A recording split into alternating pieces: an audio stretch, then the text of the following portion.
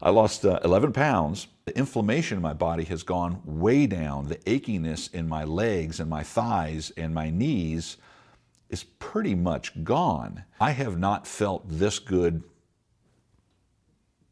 10 years maybe? 10 years I have not had this much energy. Hey, it's Ron IPAC. Thank you very much for watching. Today what I want to do is I want to share with you my first 4 weeks of the carnivore diet that I have been on. Yes, the carnivore diet. You may have been hearing a lot about it lately. It is a meat-only diet. Okay, what do I mean by meat only? Well, it's meat only, okay? So we've got beef, we've got chicken, we've got fish. Anything meat-based is what you eat, all right? Eggs are also in there. And so why did I do this? First and foremost, let's just talk about why you might consider doing the carnivore diet. This is why I am doing it. Recently, I was diagnosed with an autoimmune disease called Hashimoto's.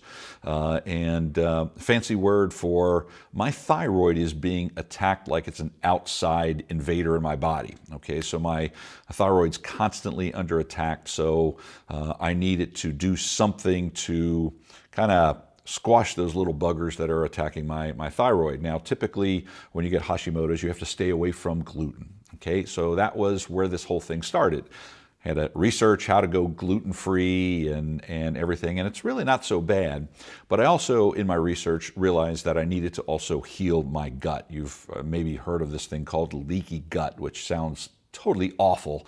But when you really understand what's going on, it's bad, but it's not too difficult to heal your gut. So I needed to figure out a way to heal my gut before I, could start feeling better. Hashimoto's disease for me manifested in a lack of energy. By 3 o'clock, just consider me a sloth. I was just no energy left. I had brain fog in the afternoon, which, by the way, I didn't realize I had the brain fog. I'll get to that in a little bit. I didn't realize I had it until I got rid of it. But really, what I've been dealing with this thing for years and years and years, I just thought it was a matter of getting old. As a matter of fact, that's part of the reason why I started the workout journey that I'm on. I don't know, 3 bazillion days in a row of working out, and that's probably the only thing that gives me energy. But by the end of the day, I'm crashing and burning. I shouldn't say by the end of the day, by mid-afternoon, I was crashing and burning. So something was off. Couldn't figure out exactly what it was until I got the diagnosis, and that's when I realized what's happening. Okay, so enough about that. So let's talk about healing the gut. Well, healing the gut is a lot more than just getting rid of the gluten. There's a lot of crap that I've been eating over all of these years, things that we've all eaten, all the processed foods, all of the unhealthy sugars and tons of carbs and things like that over the years takes a toll on your gut. And if I wanted to get back to where I really needed to be 100% healthy, I needed to heal that gut, because everything starts in the gut, as I have found out. All right, well, I'll go into that in a little bit later video on there, but I don't want to bore you with all the reasons why you may have leaky gut or why I got rid of my leaky gut. So I read this book called Autoimmune Solution, and it kind of explains exactly what's going on with the Hashimoto's and how it's manifesting in my body and why it's happening. And then it goes into all of these funky things I need to change with my diet. Eat this, don't eat that. Eat this in abundance. Eat just a little of this, but not too much of it. And it just got so confusing. And actually, I started getting depressed over thinking, man, I have to really, really think about what the heck I'm eating every single day in order to heal my gut and to combat this Hashimoto's disease. And I'm thinking, I got to deal with this the rest of my life. It was really disheartening. So looked for a simpler solution, something that would, I don't know, just not work my brain so damn hard. And that's when I came across the carnivore diet. And like I said, it's meat only, okay? So if you're going to go carnivore, what you eat is so much more limited. Meat. As a matter of fact, that's one of the biggest things that everybody can't seem to wrap their head around when they find out I went on this carnivore diet is, well, can you have this or can you have that? And my answer is it meat? If it's not, no, I can't have it. Okay, that's not what the carnivore diet is. It's meat only. Okay, so I'll tell you a little bit more about my observations in a little bit, but let me jump to what's really happened to me over just the first 4 weeks. Now, the first 4 weeks are kind of like your break-in period. Some people experience results fast, others it may take a few months. For me, the results came fairly quickly. Okay, so first and foremost, for those of you that are looking to drop some weight and drop some weight quickly, this is a pretty awesome diet. I lost 11 pounds by not restricting my calories, okay? Taking in a lot of fat and a lot of protein and as few carbs as possible, okay? So during my adjustment period, I did eat some nuts and I did eat a few berries to kind of help me, work my way down to the zero carb diet. Okay, so but even so, even by eating nuts as a snack and a few berries to for whatever extra nutrients I guess I thought I needed or maybe still do need, so I ate some berries and 11 pounds gone. Ate as much as I possibly could. Didn't concern myself with calories, and since I was eating all protein, that weight loss, while some of it might be water, you're adjusting, on a new diet, but I also know I didn't lose any muscle mass. I always track my muscle mass, and my muscle mass has stayed the same. And quite honestly, how can you lose muscle mass when you're working out every day and you're taking in all protein? Okay, so not too bad. A typical diet, what a lot of people lose is a lot of muscle mass, and that's why they're losing weight. Here, yes, some water weight, but also losing fat, okay, even though I'm eating a lot of fat. And because one thing I did notice is when you're eating a lot of protein, you're eating a lot of fat, you're satiated a lot longer. You don't require yourself to have to eat as much. So that's kind of a good thing. You get out of the habit, and that's one of the things that I had to get over, the habit of grabbing a handful of nuts in the afternoon, as my afternoon snack, or around 4 o'clock or so, I'd get really, really hungry. So I found myself just out of habit just eating those nuts. Now I've kind of weaned myself off of the habit thing over the last week or so. But even so, doing a little snacking in the afternoon, all that 11 pounds down. I mentioned brain fog before. I didn't realize I had brain fog, and that was part of my crash right around 3 o'clock in the afternoon, where my body would just almost go limp, and it really took a lot of effort to really focus on things and have the willpower to go and do things. Man, when that energy came back, and it came back strong, so did the brain fog lift off of that. So my afternoons now at 3 o'clock are not that burnout. I'm still every bit as sharp as I am first thing in the morning. I have every bit the effort, the energy at 3 o'clock in the afternoon as I do in the morning. As a matter of fact, I have my energy that carries me all through after dinner and to bedtime. I have not felt this good 10 years maybe? 10 years, I have not had this much energy, okay? Now, I find more and more energy coming back every single day, so that kind of gives you an idea for me, and this is basically my story. It's not going to be everybody's story, but I want to just kind of relay what I got from this just in the first 4 weeks, and an abundance of energy.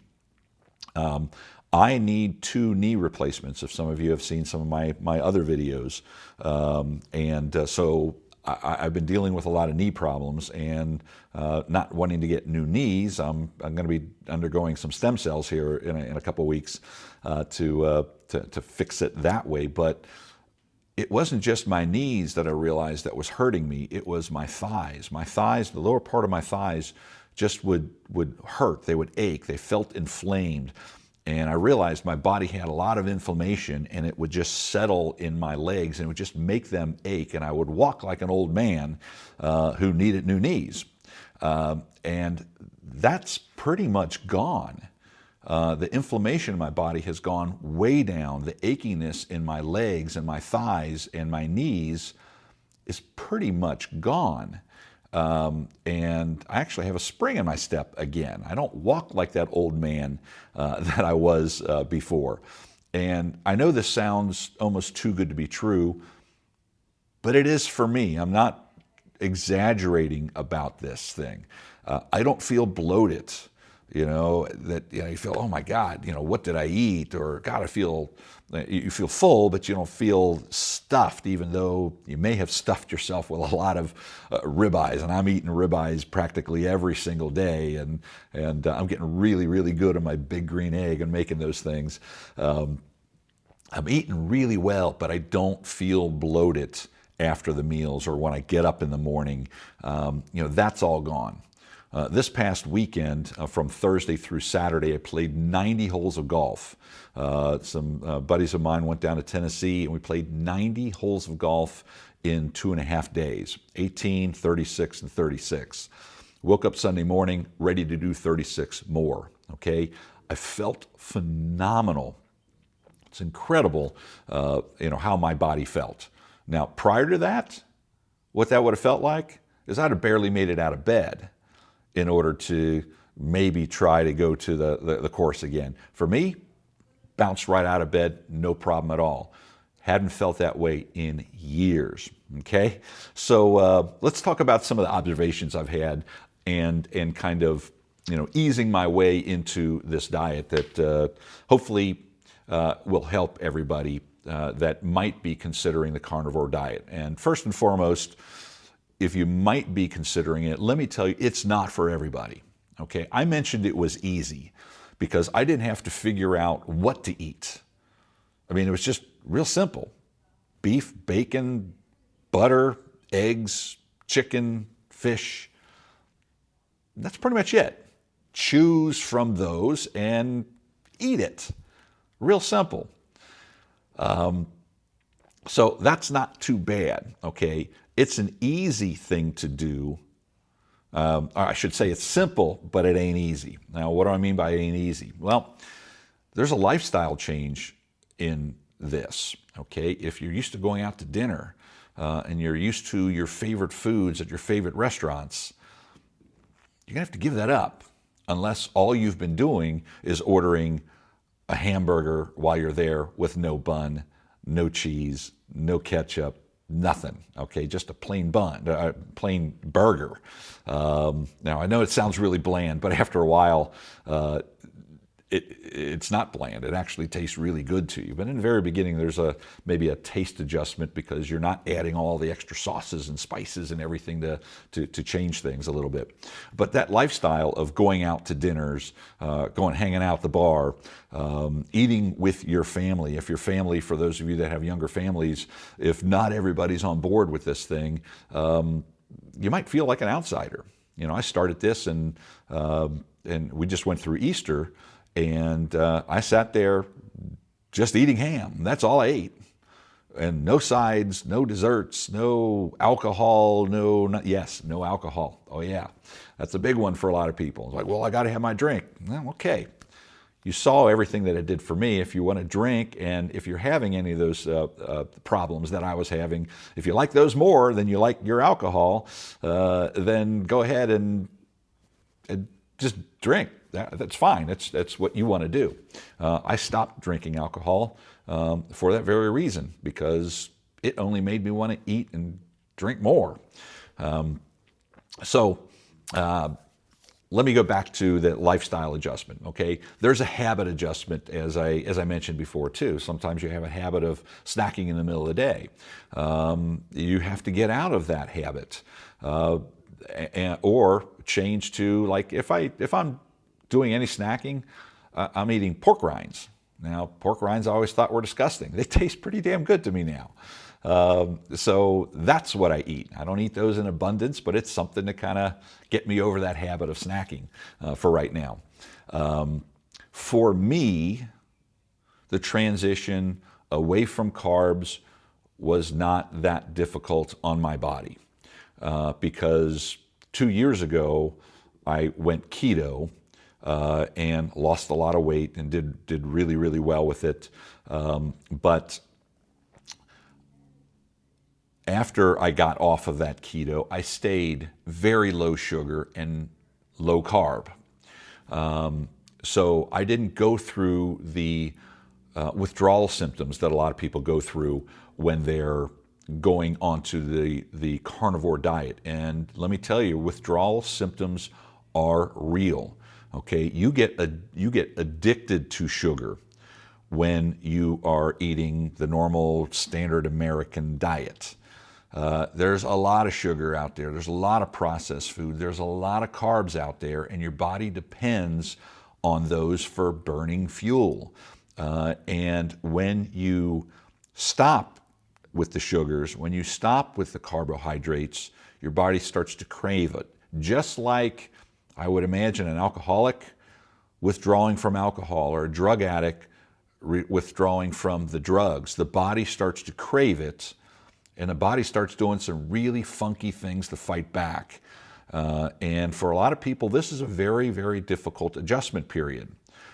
It's part of the reason why I mentioned before in the first couple of weeks, I still ate nuts and I still had a few berries mixed in because I wanted to ease into this thing a little bit better. Okay, if you're a cold turkey kind of person, if you used to smoke and you stopped smoking on a dime and you managed to go through that and you came through like a champ, maybe cold turkey is good for you, but I would suggest taking a 2 to 4 week period of just lowering your carbs, lowering your sugar, and can keep it going down, stair step it down until you stop. For those of you that have never withdrawn from drugs or alcohol, I haven't, but I have withdrawn from caffeine. So you know that if you're used to drinking coffee every single day and then you don't have your coffee, how you feel, right? You feel like crap, you got that headache, you feel a little sluggish, things like that. Those are withdrawal symptoms from caffeine. So withdrawal is a real thing, okay? So, pay attention to that and do whatever you best can to limit that, because if you start this journey, I want you to be able to stay with it, okay? A lot of people, first thing they say is, that can't be healthy. That carnivore diet cannot be healthy for you. Your brain needs carbs. That's what I hear all the time. Show me one research paper that says your brain needs carbs. I think it's, the story's been told over and over and over and over and over that everybody believes that your body needs carbs. The reality is, me and a few 100,000 other people, and probably millions of people before me, have proven that you can survive without carbs. But don't listen to me. I'm not a doctor. I don't play one on TV. Do your own research. There's plenty of people that have gone carnivore, that have created videos, and there's lots of research on there. I'm a research kind of guy. I really like to make sure I'm doing the right thing for my body before I dive headfirst into it. And I found really no reason why I shouldn't do carnivore. For me, okay, do your own research. Okay, that's the biggest thing I could possibly tell you about this. So I know I've gone on long enough, but let me summarize exactly what's going on here. This is a lifestyle change. It's not for everybody. Find your way to the research so you feel good about it, so you can kind of combat the people who, in their best interest, want to make sure that you aren't doing something stupid. The more research you do, the more it's going to help you have those conversations with other people.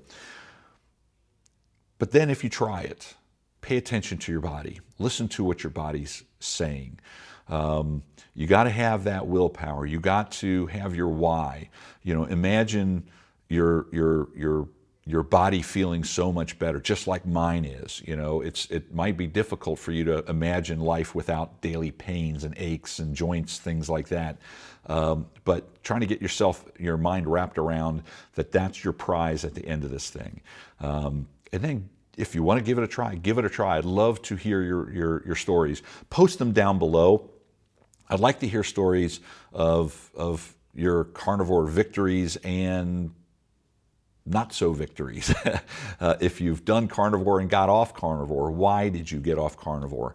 I'm not quite sure how long I'm going to be doing this journey. I know I've committed for another 30 days. I just finished my first 4 weeks. I'm going to do another 4-week term here, considering maybe doing it throughout the entire summer. Who knows? This might be my way of eating forever. I don't know. But I am committed to doing another 4 weeks, and I'm going to continue to kind of give you updates every single week of what's exactly going on. One regret I did have is I didn't take a picture on day 1 of my body. I did take it on week 2. I guess week 3, so last week. I did take my before picture, and I'll be sharing those as I go. But I can tell in a mirror, my clothes fit totally different. I've lost 11 pounds, but it feels like I've lost 30 pounds. So that's so far so good, okay? This is what's happening with me. I'd love to hear what's happening with you. If you've got tons of questions, great. Post them down below. Please do me a favor. I'm just getting this channel started. Give me that thumbs up. Consider subscribing if you want to get more content like this. I'm a carnivore guy right now. I've done the keto diet. I'm big into mindset. I'm big into body composition. I've got, I mentioned before, a workout streak of 3 bazillion days. I don't know. I'll post it right here, how many days it's been, how many thousands of days it's been. So I'm going to be talking about that a lot more too. So thanks for listening to me go on and on and on. Hit that bell if you want to be notified of the next video, and I will see you then. Thanks for watching.